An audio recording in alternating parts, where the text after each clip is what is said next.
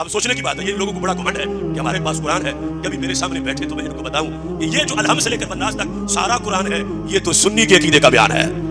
تم تو دونوں آیات مل کے پڑھ نہیں سکتے، اگر تیسرے پارے کی پڑھو گے تو 13ویں کی کیسے پڑھو گے؟ کیونکہ جو ہی تم مانتے جاؤ گے کہ اللہ کے نبی صلی اللہ علیہ وسلم بھی ظلمت سے نکالتے ہیں، نور دیتے ہیں، تو کیا لازم آئے گا؟ سرکار کا مددگار ہونا۔ اور جب مددگار ہونا لازم آئے گا تو تم تو مددگار ہی کو اللہ کہتے ہو، تو پھر تو سرکار کا اللہ ہونا لازم آ جائے گا۔ تمہاری تعریف جو انجینئر برٹش تعریف ہے امت پر شرک کا فتویٰ لگانے کے، جو پیسے تم نے لیے تھے اس نے تمہیں کہیں نہیں چھوڑا۔ یہ پورا قرآن اس توحید کی حمایت کرتا ہے جو ابن عبد الوہاب یا ابن تیمیہ کی بنائی ہوئی توحید نہیں، جو سرکار مدینہ کی پڑھائی ہوئی توحید ہے۔ دیکھو دھاندلی کتنی!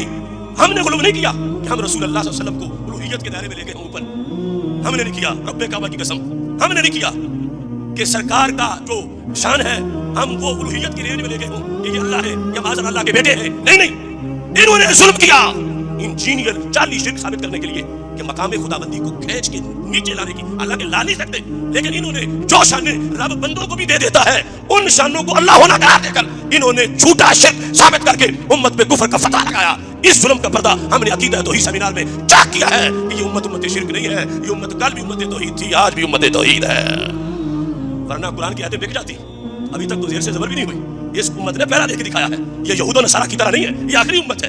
اب دوسری طرف انہوں نے سرکار کے ہوم کا انکار کر دیا، سرکار نے تو شرک کی جڑیں کاٹ دی، انہوں نے ایک ایسی ہوا چلی ہے کہ امت کے اندر شرک ہی شرک ہو گیا ہے۔ پھر اپنے طرف سے کریڈٹ لیا، ابن عبد الوہاب نے شرک کی جڑیں کاٹی، توحید کا کریڈٹ ابن عبد الوہاب کو دینے کے لیے، سرکار کے کریڈٹ کا انکار کرنے کے لیے فیض ختم نبوت ہے۔ سرکار نے فرمایا تھا ارجو ان اکون اکثرہم تابعا، بخاری میں ہے، فرمایا ہر نبی کو رب ذوالجلال کوئی نہ کوئی معجزہ دیتا ہے، میرا معجزہ قرآن ہے۔ تو پھر فرمایا جتنے میرے پیروکار ہوں گے اتنے تو کسی نبی کے پیروکار نہیں ہوں گے۔ تو سرکار تو یہ امید رکھ کے گئے کہ میری امت سارے نبیوں کی امتوں سے اکیلی بڑی ہوگی، اور یہ تو ٹانگے کی سواریاں نہیں بچنے دے رہے کہ سب میں بے لگام بے دریغ شرک کا فتویٰ لگا دیا۔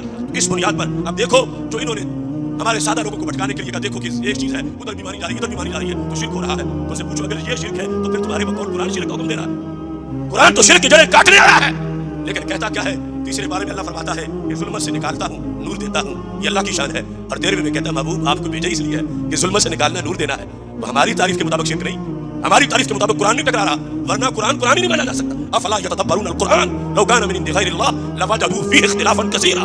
اللہ فرماتا ہے قرآن ہونے کی دلیل یہ ہے کہ آپس میں ٹکراتا نہیں۔